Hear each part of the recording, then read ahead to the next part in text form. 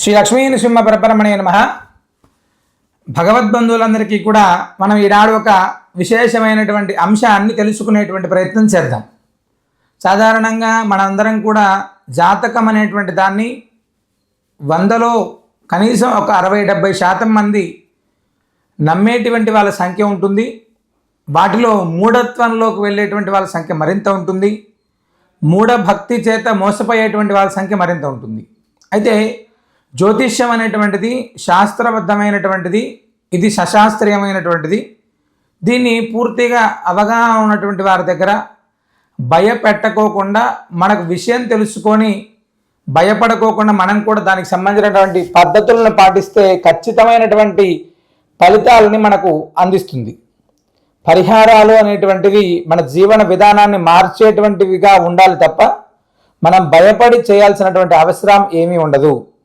భగవంతుడు అనేటువంటి వాడు మనల్ని ఎప్పుడూ రక్షించడానికి శ్రీ మహావిష్ణువు ఎప్పుడూ కూడా సర్వకాల సర్వావస్థల యందు నృసింహతత్వం ఎలా అయితే భూమిపైన అంతటా ఉంటుందో భగవద్ అనుగ్రహం అనేటువంటిది కూడా మనల్ని ఎప్పుడూ కాపాడుతూనే ఉంటుంది. అయితే చాలామంది మమ్మల్ని అడిగేటువంటి ప్రశ్నలలో ఒకటి ప్రధానమైనటువంటి ప్రశ్న రంగురాళ్ళు.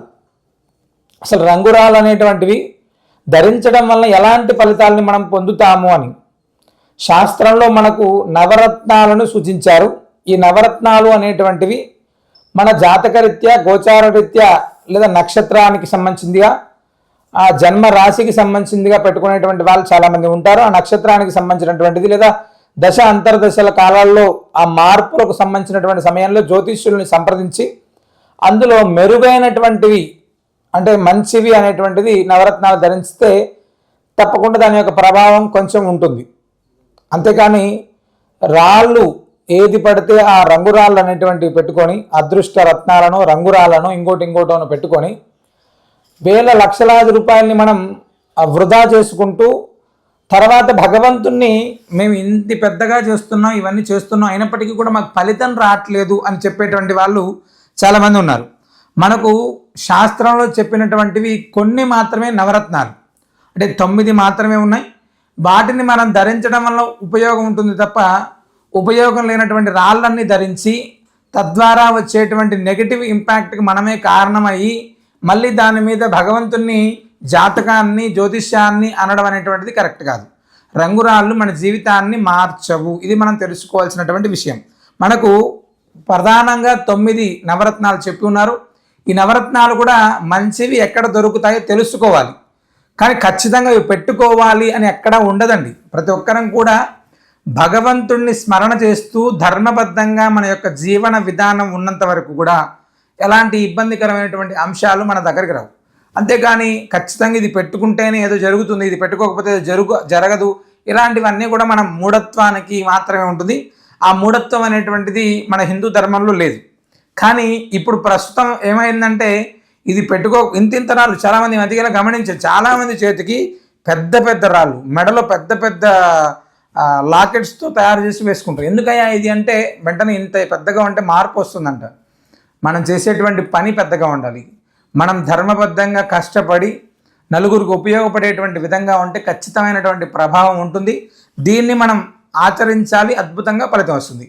మనకు ముత్యము, పగడము, గోమేధికము, నీలము, వైడూర్యము, కనకపుష్యరాగము, కెంపు, వజ్రము, జాతిపచ్చ, ఇవి మనకు చెప్పి ఉన్నటువంటి దాంట్లో నవరత్నాలు. వీటికి మనకు ఎలా ఉపయోగంగా ఉందో జ్యోతిష్యుల్ని సంప్రదించి దానికి సంబంధించినటువంటి పెట్టుకుంటే ఉపయోగం తప్ప అది కూడా ఖచ్చితం కాదు. మనందరం గమనించాల్సిన విషయం, ఈ రాళ్ళు పెట్టుకుంటేనే అది జరగదు. ఎందుకంటే రాళ్ళు లేనటువంటి వాళ్ళ జీవితాలు కూడా చాలా అద్భుతంగా ఆనందంగా ఉండేటువంటి వాళ్ళ జీవితాలు చాలా ఉన్నాయి. మనం ఈ విషయాన్ని తెలుసుకోవాలి. మనం ఏదైనా ఒకటి పాటిస్తున్నాము అంటే దానికి సంబంధించిగా పూర్తి మనకు అవగాహన ఉండాలి. ఈ అవగాహన లేనటువంటి పనులు చేయడం ద్వారా నెగిటివ్ అనేటువంటిది మనం ఎక్కువ తెచ్చుకొని తద్వారా వచ్చేటువంటి ఇబ్బందికరమైనటువంటి అంశాలు ఎక్కువ ఉంటాయి. కాబట్టి దయచేసి ప్రతి ఒక్కరం కూడా భగవద్ ఆరాధన అనేటువంటిది చేయండి, భగవంతుడి నామస్మరణ చేయండి. కలియుగంలో నామస్మరణకు మించినటువంటిది ఇంకెలాంటిది లేదు. ఈ యొక్క నామస్మరణ చేయండి, గోవుని దర్శించండి, గోవుకు ఆహారాన్ని అందించండి. ఖచ్చితంగా మన జాతకంలో జీవితంలో చాలా మార్పులు వస్తాయి. ఇవన్నీ పాటిస్తే ఎలాంటి రంగురాలతో మనకు పని లేదు. సర్వేజన సుఖినో భవంతు.